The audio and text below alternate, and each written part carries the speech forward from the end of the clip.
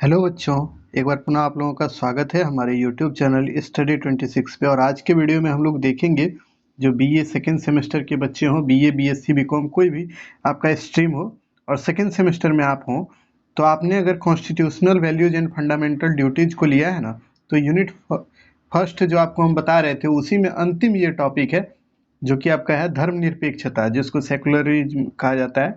तो इसके बारे में हम लोग जानेंगे कि आखिर धर्मनिरपेक्षता है क्या और भारतीय जो संविधान है इसमें इसकी क्या व्यवस्था की गई है। इन दोनों चीज़ों को आप जब समझ लीजिएगा ना, इसको देख लीजिएगा अच्छे से, तो आप यकीन मानिए इससे जो भी प्रश्न आपके बनेंगे ना उसको इसी तरह आप लिखिएगा तो आपको बेहतरीन नंबर मिलने वाले हैं। ठीक है, उसके बाद आज के जो प्रश्न होंगे इसमें सब्जेक्टिव तो है ही, ऑब्जेक्टिव भी कुछ इसके रखे गए हैं, उसको भी आप देखिएगा, आपके लिए जरूरी है और वो इम्पोर्टेंट होगा। ठीक है, तीसरी बात है ये कि आपको एग्जाम में जो लिखना है वो तरीका भी अभी हम आपको समझा देंगे।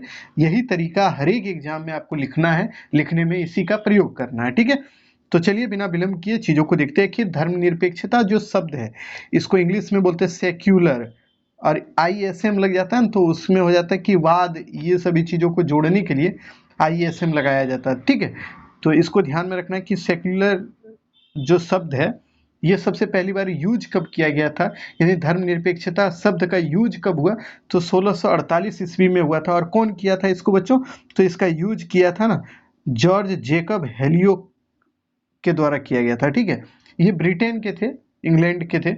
और उस समय क्या होता था ना, ब्रिटेन में जो राजतंत्र था यानी कि राजा का जो है ना, वो जितने भी चर्च थे ना उस पर अधिकार हो गया था, इसीलिए उस समय वहां पे मूवमेंट चला था और उसी में ये धर्मनिरपेक्षता शब्द का पहली बार प्रयोग किया गया था 1648 में। ठीक है, अब देखते हैं कि धर्मनिरपेक्षता का अर्थ क्या होता है, यानी कि इसको अगर लिखिएगा तो पहला पैराग्राफ आपको इसी तरह रखना है, तो उसमें आपको अर्थ बताना है कि धर्मनिरपेक्षता जो शब्द है इसका अर्थ होता है कि व्यक्ति अपने व्यक्तिगत जीवन में किसी भी धर्म को अपना सकता है तथा अपने धर्म का पालन कर सकता है। यानी कि मान लीजिए धर्मनिरपेक्ष भारत नहीं रहता है तो आप सोचिए खुद ही, अगर मान लीजिए कोई भी जैसे कंट्री है, जैसे कि आप देखिएगा नेपाल है या हमारा पड़ोसी देश पाकिस्तान है, तो ये सब धर्मनिरपेक्ष राज्य नहीं है। यहाँ पे किसी ना किसी धर्म को प्रश्रय देती है राज्य।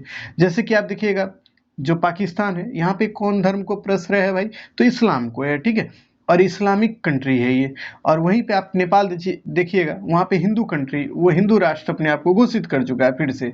तो इसी तरह भारत में देखिएगा ना, तो भारत में ऐसी व्यवस्था नहीं है। भारत में धर्मनिरपेक्षता शब्द को यूज किया गया है हमारे संविधान में और इसको हम लोग अपनाते भी हैं। जैसे यहाँ पे रहने वाले हिंदू हो मुस्लिम हो सभी अपने अपने धर्म को खुलेआम खुले तौर पर मानते हैं, स्वीकृत करते हैं और उसका प्रचार प्रसार अबाध रूप से करते हैं। ठीक है, तो इसका मतलब ये हुआ बच्चों, धर्मनिरपेक्षता शब्द का अर्थ जो मेनली होता है ना, इसका अर्थ होता है कोई भी व्यक्ति जो समाज में रह रहा हो उसको ये हक है, वो अपने धर्म को अपना सकता है, उसका प्रचार प्रसार कर सकता है और उस पर कोई रोक नहीं लगाएगा राज्य।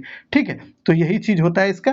परंतु लेकिन कोई भी व्यक्ति, जैसे हम हैं आप हैं कोई भी, वो इस्लाम को मानना है तो मान लीजिए, हिंदू धर्म को मानना है तो मान लीजिए, लेकिन आपसे एक अपेक्षाएं रहती है कि आप जब भी समाज में बात करें ना, यानी आप 2 4 10 लोगों के बीच में बात करें ना, तो ऐसा ना हो कि आप बायस्ड हो, यानी हिंदू धर्म के हो तो इस्लाम का बुराई करें या इस्लाम धर्म के हो तो हिंदू धर्म का बुराई करें, ऐसा नहीं करना चाहिए। यानी सार्वजनिक जीवन में कोई भी व्यक्ति है तो उसको अपने धर्म को नहीं लाना चाहिए, वो धर्म से मुक्त होकर अपनी बातों को रखे, यही इसमें कहा जाता है। ठीक है, तो सार्वजनिक जीवन में उससे इस बात की अपेक्षा की जाती है कि वो धर्म को शामिल ना करे। यानी दूसरे शब्द में बोले धर्मनिरपेक्षता का अर्थ होता है सभी धर्म का आदर और सम्मान करना। यानी ऐसा नहीं है कि आप अपने धर्म का आदर सम्मान करें और दूसरे के धर्म को नीचा दिखाएं, ऐसा कुछ भी नहीं है। आपको ऐसा करना चाहिए कि हर धर्म का आप सम्मान कीजिए, हर धर्म का आदर कीजिए, यही सबसे अच्छी बातें होती है और इसी को धर्मनिरपेक्षता बोला जाता है। ठीक है, तो इतनी चीजें समझिए कि धर्मनिरपेक्षता है क्या। इसका सबसे पहली बार प्रयोग 1648 ईस्वी में कौन किया था, जॉर्ज जेकब हेलियोक के द्वारा किया गया था, या होलियोक भी लिखा होगा तो दोनों सही है, इनके द्वारा किया गया था। तीसरी बात है ये धर्मनिरपेक्षता का अर्थ होता है बच्चों कि सभी धर्म का सम्मान करना चाहिए, उसके अलावे अपने धर्म को निश्चिंत होकर आप मानिए, उसका प्रचार प्रसार कीजिए, राज्य उसमें कोई हस्तक्षेप नहीं करेगा। हमारे देश में यही व्यवस्था लागू है। अब देखिए इसमें जब आप इतना लिखिएगा ना तो इसी को बोलते हैं इंट्रोडक्शन, यानी परिचय। इस टॉपिक का। ये तो आपका हो गया। उसके बाद आप एक दो स्टेटमेंट आपको याद रहे तो लिख दीजिए। तो जैसे कि हमने यहाँ पे गांधी का स्टेटमेंट को रखा है, तो उसको आप देख सकते हैं कि गांधी जी क्या बोलते थे धर्मनिरपेक्षता को लेकर। गांधी जी का स्टेटमेंट था कि देखिए, हमें सभी धर्म के प्रति आदर और सहिष्णुता का भाव रखना चाहिए। यानी ये बोलते थे गांधी जी कि देखिए, हम कोई भी धर्म को अपनाएं, इससे कोई फर्क नहीं पड़ता है, हमें लेकिन सभी धर्म के प्रति अच्छा व्यवहार रखना चाहिए और उनके साथ अच्छा सलूक करना चाहिए। ये गांधी जी का स्टेटमेंट था। तो इसको आप यूज कीजिएगा, जब एग्जाम में लिखिएगा ना, तो वहाँ पे इस स्टेटमेंट का जरूर यूज कीजिएगा। आपको एक बेहतरीन नंबर मिलेगा। बेहतरीन नंबर के लिए आपको एक आध स्टेटमेंट का यूज करना चाहिए। और इस बार हमने हर एक पेपर में कुछ ना कुछ स्टेटमेंट को डाला है, ताकि आपको याद उतना ही रखना है जितना चीज दे रहे हैं, लेकिन आपको लिखना जरूर होगा। ठीक है, तो इस बात को ध्यान में रखिएगा। अब देखते हैं भारतीय संविधान में धर्मनिरपेक्षता की व्यवस्था कैसे की गई है, उनके ऊपर अब झलक मारते हैं, यानी कि उसको अब देखने का प्रयास करते हैं कि भारतीय संविधान के अकॉर्डिंग क्या है इसकी व्यवस्था। ठीक है, तो चलिए अब इसको देखते हैं कि आखिर भारतीय संविधान में इसकी क्या मतलब व्यवस्थाएं हैं। तो पहली बात तो ये देखिए कि जो भारतीय संविधान में इसको जोड़ा कब गया, यानी धर्मनिरपेक्षता शब्द जो है ना बच्चों, ये हमारे संविधान में शुरू से नहीं था, इसको बाद में जोड़ा गया है। ठीक है, तो कब जोड़ा गया इसी को अब हम लोग देखें। जब गया ना 42वां भारतीय संविधान का जो संशोधन हुआ था 42वां, उसी के तहत इसको हमारे संविधान में जोड़ दिया गया। और इसको कहाँ जोड़ा गया, तो ये हमारे संविधान की प्रस्तावना में जुड़ा है। ठीक है, तो प्रस्तावना में हम आपको पहले भी बताए थे बच्चों कि 3 शब्द को जोड़ा गया है, धर्मनिरपेक्षता, समाजवाद और जिसको पंथ निरपेक्ष या धर्मनिरपेक्ष बोलते हैं। और उसके बाद क्या था, को इसमें जोड़ा गया था। ठीक है, भारतीय संविधान के प्रस्तावना में। और कब, 1976 में 42वां संविधान संशोधन हुआ तब। इसको याद रखिएगा। और उससे पहले ये चीजें नहीं जुड़ी हुई थी, लेकिन हमारे आर्टिकल जो है ना, वहाँ धर्मनिरपेक्षता की चर्चाएं हैं। उन आर्टिकल की चर्चा अभी हम कर देंगे कि कहाँ कहाँ पे ये बात का चर्चा है कि धर्मनिरपेक्ष राष्ट्र है भारत, उसकी भी चर्चा हम कर देंगे। लेकिन ये शब्द जो है धर्मनिरपेक्षता, ये जोड़ा गया था कब, तो 42वां संविधान संशोधन 1976 में जब हुआ, उसी के तहत हमारे संविधान की प्रस्तावना में इसको अडॉप्ट किया गया या जोड़ा गया। ठीक है, इसको ध्यान में रखेंगे। उसके बाद देखिए यही चीजें लिखी है, भारतीय संविधान में धर्मनिरपेक्षता शब्द को 42वें संविधान संशोधन के द्वारा जोड़ा गया। और भारतीय संविधान के अनुसार धर्मनिरपेक्षता का अर्थ होता है राज्य के द्वारा किसी भी धर्म, यानी कि भारत जो है ना, ये जो हमारा राज्य है भारत, ये किसी भी धर्म को प्रश्रय नहीं देगा, किसी भी धर्म के विरोध में नहीं कार्य करेगा। यानी इसका मतलब ये हुआ कि धार्मिक संस्थाओं का समर्थन नहीं करेगा, एक बात। दूसरा, किसी भी धर्म को प्रश्रय नहीं देगा। और ना ही राज्य किसी भी विद्यालयों में धार्मिक शिक्षा देने की बात करेगा। यानी कि भारत में कोई भी विद्यालय है, सरकारी विद्यालय है ना, तो वहाँ पे धार्मिक शिक्षा नहीं दी जाती है। वहाँ ना तो इस्लाम की शिक्षा दी जाती है, ना सनातन की शिक्षा दी जाती है। ऐसा शिक्षा देने वाला, जैसे इस्लाम की शिक्षा देने वाला मदरसा वगैरह है, या जो हिंदू धर्म की शिक्षा देने वाला गुरुकुल पद्धति है जो चलता है, तो यहाँ पे जो है ना, इसमें राज्य अपने तरफ से कोई हस्तक्षेप नहीं करता है।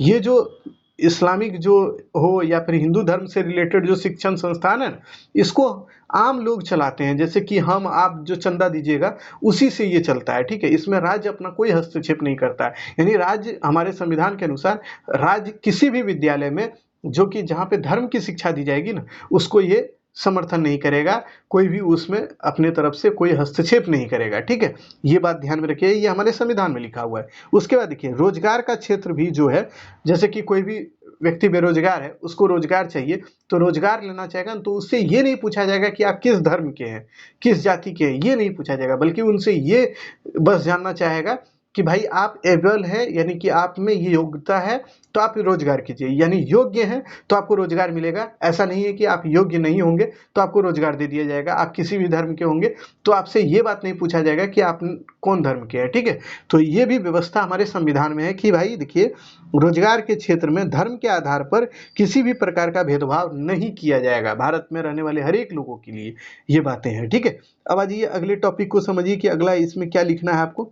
तो देखिए, भारतीय संविधान जो है ना, संवैधानिक रूप से भारत एक धर्मनिरपेक्ष राज्य है, जो कि हमने पहले भी बताया। इसका कोई राजकीय धर्म नहीं है। यानी भारत का कहेगा आपसे कि भारत का राजकीय धर्म कौन सा है, तो आप बोलिएगा डायरेक्ट कि भाई देखिए, भारत का कोई राजकीय धर्म नहीं है। यहाँ हिंदू भी रहते हैं, मुस्लिम भी रहते हैं, सिख भी रहते हैं, ईसाई भी रहते हैं, हर एक धर्म के लोग रहते हैं और अपने अपने धर्म को मानते हैं। बौद्ध, जैन, सब धर्म के लोग रहते हैं उनको ये अधिकार है कि वो अपने धर्म को माने, अपने धर्म का प्रचार प्रसार करें। ये सभी अधिकार उन लोगों को है और कोई भी व्यक्ति कोई भी धर्म को मान सकता है अपने अंतरात्मा से, ठीक है। ये हमारे संविधान में लिखा गया है बच्चों, इसीलिए इसी को बोला जाता है सेकुलरिज्म। इसका मतलब होता है यह धर्मनिरपेक्षता, कि कोई भी धर्म सर्वोपरि नहीं है, सभी धर्म समान है, ठीक है। इसको ध्यान में रखिएगा। भारत का संविधान न तो किसी एक धर्म को संरक्षण देता है और न ही किसी भी धर्म के आधार पर भारत के किसी भी नागरिक के साथ कोई भेदभाव करता है। यानी भारत में ये व्यवस्था है कि कोई भी नागरिक, चाहे वो हिंदू हो, मुस्लिम हो, सिख हो, ईसाई हो, उनसे इस आधार पर भेदभाव नहीं किया जाएगा कि वो हिंदू है तो उनको प्रायोरिटी दिया जाए, या वो मुस्लिम है तो उनको प्रायोरिटी दिया जाए, या कोई सिख है तो उसको प्रायोरिटी दिया जाए। ऐसा कुछ भी नहीं है। आप कोई भी धर्म के हो उससे कोई मतलब नहीं है, आप में योग्यता है तो आप काम कीजिए, ठीक है। हमारे संविधान के अकॉर्डिंग यही चीजें वर्णित है और इसको ध्यान में रखिएगा। अब आ जाइए अगले टॉपिक को समझते हैं हम लोग, कि भारतीय संविधान में जो आप देखिएगा कि इसकी जो व्यवस्था की गई है, किसकी, धर्मनिरपेक्षता या धर्म से संबंधित बातें जो की गई है, वो कहां से कहां तक, आर्टिकल किस में की गई है। तो आर्टिकल जो है ना, अनुच्छेद 25 से 28 में धर्मनिरपेक्षता के बारे में चर्चा बृहद तरीके से की गई है। उनका एक एक आर्टिकल के बारे में हम अब बता देते हैं, क्योंकि यहाँ से क्वेश्चन तो आपसे बनेंगे ही और आपको जानना भी चाहिए, क्योंकि आप जब कंपटीशन की भी तैयारी करेंगे तो वहाँ यहाँ से क्वेश्चन बनता रहता है हर हमेशा, ठीक है। तो अब चलिए आपके जो सिलेबस है उसके अकॉर्डिंग आपको ये आर्टिकल देखना होगा। 3-4 आर्टिकल है जिसको याद रखिएगा आप। अनुच्छेद 25 में कहा गया है, अंतःकरण से किसी भी धर्म को आप मान सकते हैं, यानी कि अंतरात्मा से आपको मन है कोई भी धर्म को मानने का। कोई हिंदू है तो वो हिंदू धर्म को मान ले, कोई सिख है तो वो सिख धर्म को माने, कोई मुस्लिम है तो ईसाई इस्लाम को मान ले, माफ कीजिएगा। अगर मान लीजिए कोई हिंदू है उसको मन है कि इस्लाम को माने तो वो मान सकता है। कोई मुस्लिम है उसका मन हो कि वो हिंदू धर्म को माने तो वह हिंदू धर्म को मान सकता है। यानी कोई भी व्यक्ति किसी भी धर्म को मान सकता है, उसमें कोई रोक छेक नहीं होगा। यही बातें की गई है आर्टिकल 25 में, ठीक है। उसके बाद देखिए आर्टिकल 26 में क्या गया है, कहा गया है व्यक्ति को अपने धर्म के लिए संस्थाओं की स्थापना करने और उसके पोषण करने का स्वतंत्रता है। यानी कि कोई भी व्यक्ति जो कोई भी कम्युनिटी से आता हो, कोई भी धर्म को अपनाता हो, तो उसको ये अधिकार है कि वो अपने धर्म का प्रचार प्रसार करे, अपने धर्म के लिए कोई भी संस्था का स्थापना कर दें। जैसे कि अभी देखिएगा जो इस्लाम धर्म मानने वाले हैं वो लोग मकतब और मदरसा का स्थापना करते हैं। वहाँ पे क्या होता है, इस्लामिक नॉलेज दी जाती है, यानी इस्लामिक जो चीज़ें हैं उसको बताई जाती है बच्चों को। ठीक वैसे ही हिंदू धर्म वाले हैं, उनके यहाँ गुरुकुल की पद्धति चलती है, तो गुरुकुल की व्यवस्था है। तो वहाँ पे क्या होता है, वहाँ पे वेद वेदांग ये सब की चर्चाएं की जाती है या पढ़ाई कराई जाती है। तो इसमें जो है ना, राज्य का कोई हस्तक्षेप नहीं है, ये कोई भी व्यक्ति कर सकता है, कोई भी स्थापित कर सकता है। इसमें राज्य अपने तरफ से कोई हस्तक्षेप नहीं करेगा। यही बातें इसमें की गई है। अब देखते हैं आर्टिकल जो 27 है उसमें क्या चर्चा है, उसको अब देख लेते हैं आप, कि धार्मिक अभिवृत्ति हेतु कर से मुक्ति की बातें की गई है।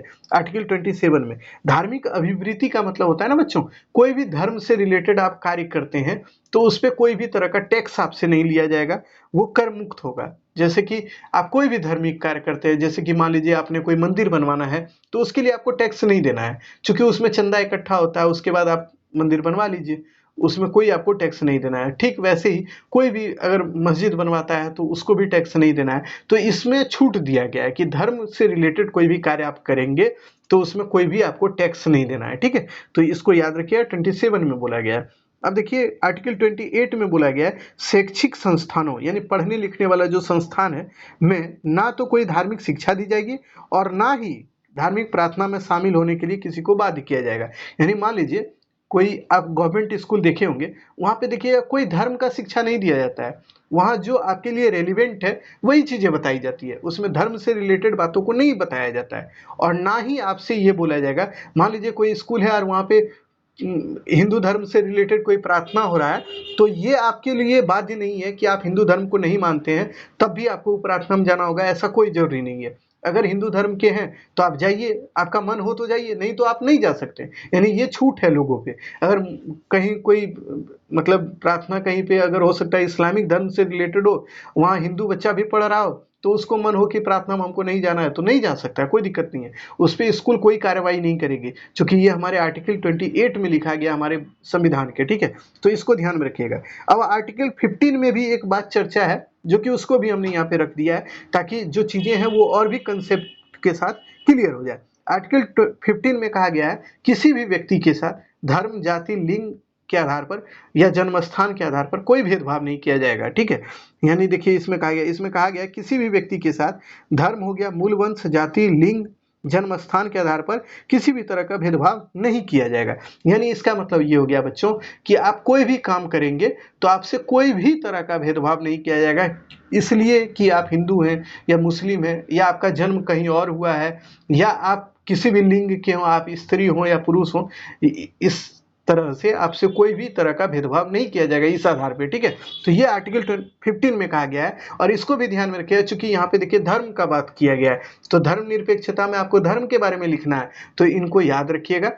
इतनी टॉपिक से रिलेटेड मेन पॉइंट है, जो मेन चीजें हैं उसको हमने बता दिया है कि धर्मनिरपेक्षता का अर्थ क्या होता है, भारतीय संविधान में इसकी व्यवस्था कैसी है, भारतीय संविधान के कौन कौन से आर्टिकल में इसकी चर्चा है। इतना लिख दीजिएगा ना बच्चों, आपको पूरा का पूरा नंबर मिलेगा, क्योंकि यहाँ से नंबर कटने का कोई चांस नहीं है। आपने फैक्ट भी लिखा है, कंसेप्ट भी लिखा है, चीजों को लिखा है, अब कहाँ से ये शुरू हुआ उन चीजों को भी लिखा है, ठीक है। इतना आपको लिखना जरूर होगा। उसके बाद अंतिम जो काम होता है ना बच्चों, सबसे अंतिम वो होता है निष्कर्ष। कोई भी क्वेश्चन आप लिखिए तो उसका निष्कर्ष जरूर लिखिएगा, निष्कर्ष ही आपको नंबर दिलाएगा।